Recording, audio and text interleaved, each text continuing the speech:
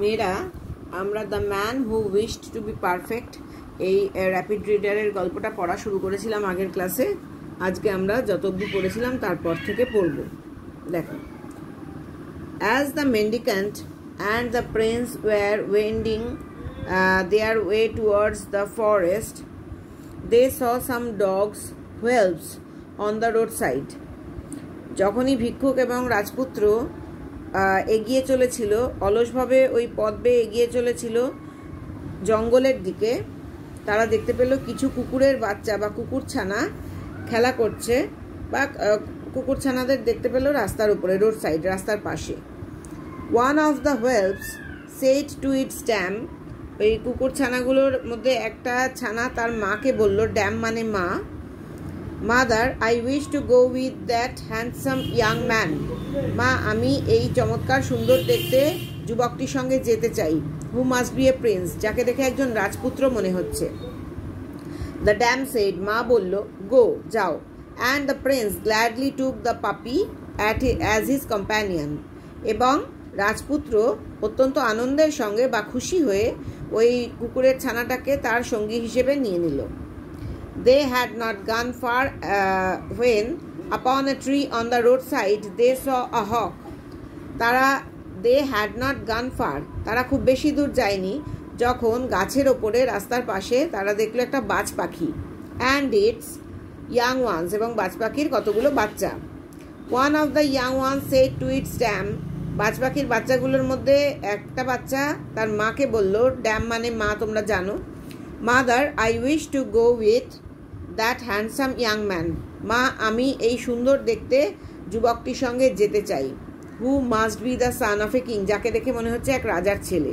The Haque shed, বাজ পাখি বলল, গো, যাও, and the prince gladly took the young hawk as his companion, রাজপুত্র খুশি হয়ে ওই ছোট বাজ পাখিটাকে তার সঙ্গী হিসেবে নিয়ে নিল। So the mendicant, the prince with the puppy and the young hawk went on their journey, সুতরাং ওই ভিক্ষুক, রাজপুত্র, কুকুরের ছানা এবং ওই বাজ পাখির বাচ্চা, এরা সবাই মিলে একসঙ্গে তাদের যাত্রাপথে চলল।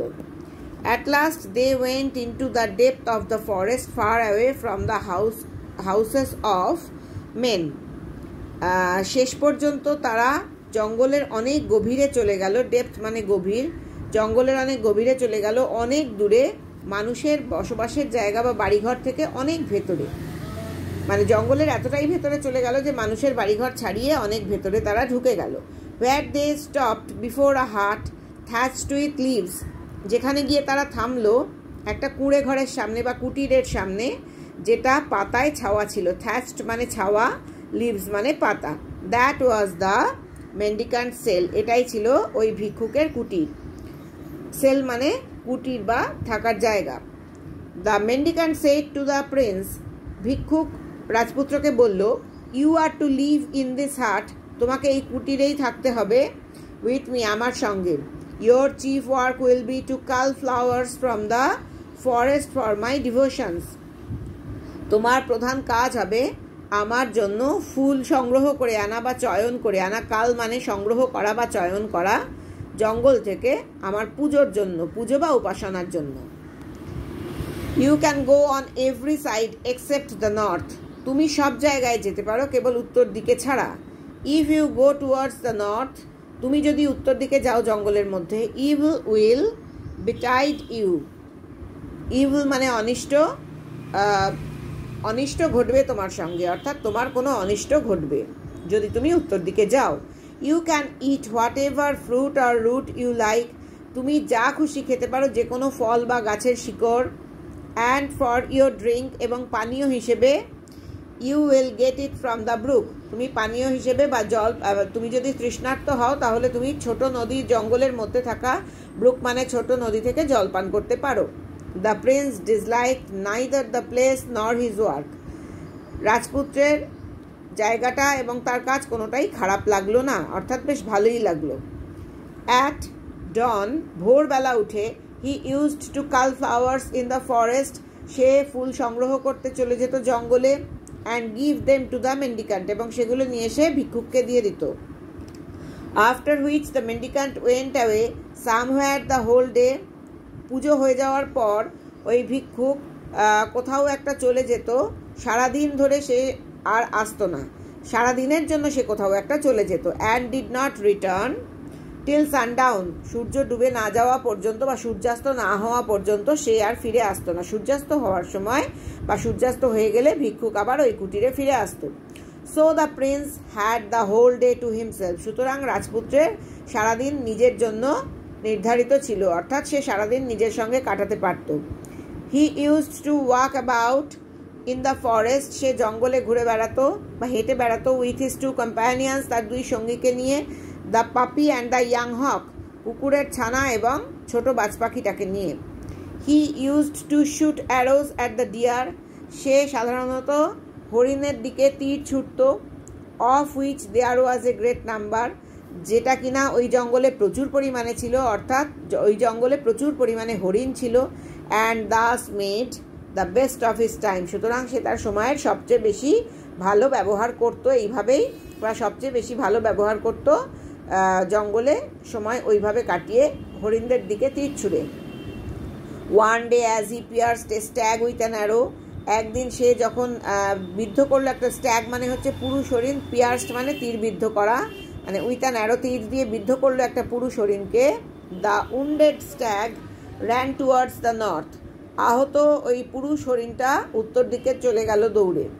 And the prince not thinking of the mendicant's behest, রাজপুত্র ওই ভিক্ষুকের আদেশ মনে না করে বা ভিক্ষুকের আদেশের কথা চিন্তা না করে, বিহেস্ট মানে আদেশ, ভিক্ষুকের আদেশের কথা চিন্তা না করে ফলোড দ্য স্ট্যাগ, ওই পুরুষ হরিণটাকে অনুসরণ করে গেল। Which entered into a fine looking house, যে পুরুষ হরিণটা একটা চমৎকার দেখতে বাড়ির ভেতর ঢুকে গেল। দ্যাট স্টুড ক্লোজ বাই, যে বাড়িটা কাছেই ছিল, অর্থাৎ উত্তর দিকে কাছাকাছি ছিল। দ্য প্রিন্স এন্টার্ড, রাজপুত্র সেখানে প্রবেশ করলো। But instead of finding the deer, কিন্তু ওই হরিণটাকে খুঁজে পাওয়ার বদলে he saw a young woman of matchless beauty, সে একজন অল্প বয়সী মহিলাকে দেখতে পেল, মানে ম্যাচলেস, যার কোনো তুলনা হয় না বা সমকক্ষহীন সৌন্দর্যের অধিকারী এক মহিলাকে সে দেখতে পেল সেখানে, অল্প বয়সী young woman. Sitting near the door, দরজার কাছাকাছি বসে আছে। উইথ এ ডাইস টেবল, একটা পাশা খেলার টেবিলের সামনে, অর্থাৎ পাশা খেলার কাঠের ফলকের সামনে।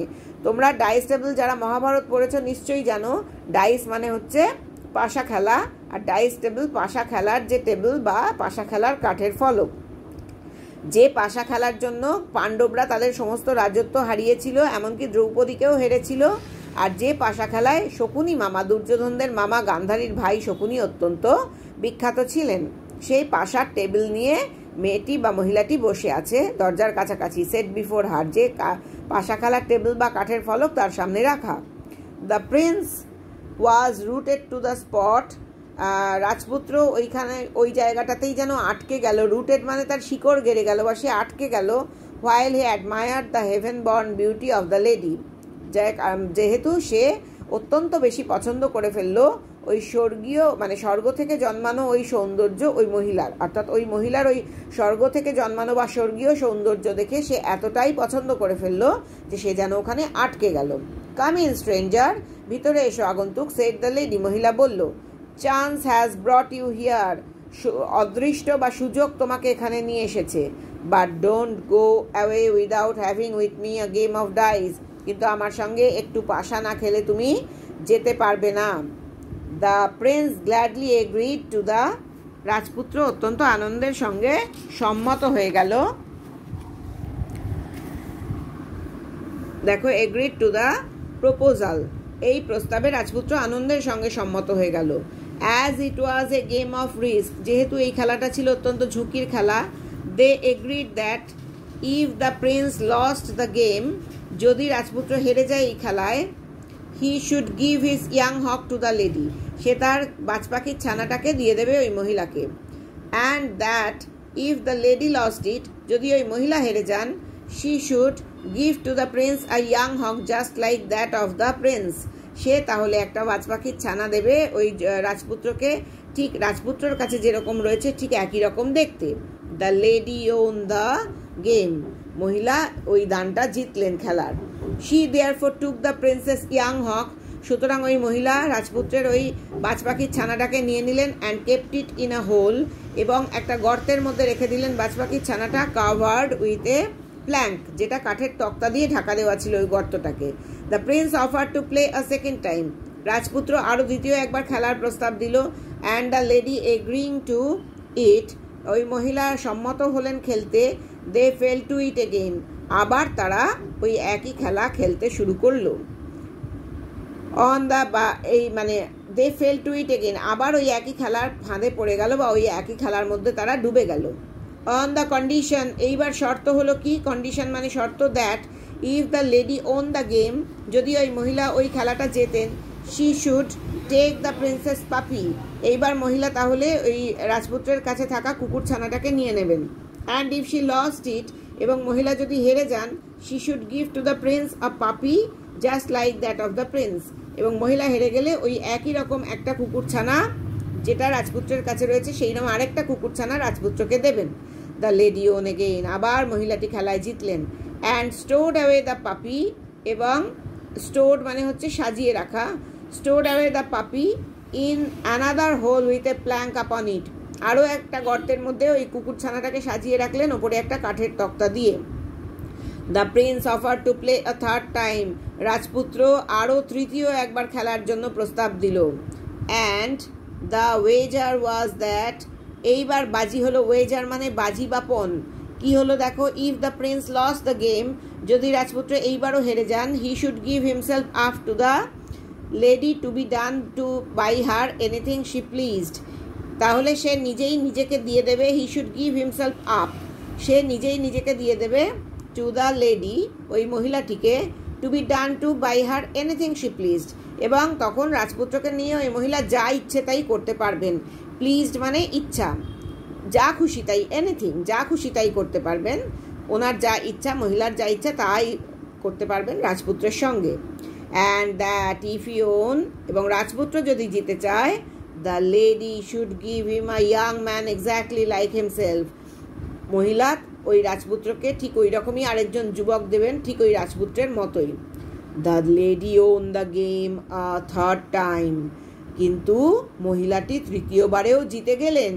She therefore caught hold of the prince, সুতরাং তিনি ওই রাজপুত্রকে চেপে ধরলেন। And put him in a hole, আবারও একটা গর্তের মধ্যে রেখে দিলেন রাজপুত্রকে, covered over with a plank, কাঠের তক্তা দিয়ে ঢাকা দেওয়া গর্ত। Now the beautiful lady was not a woman at all, এখন আমরা দেখব যে এই সুন্দরী মহিলা আদৌ একজন কোনো মহিলাই না।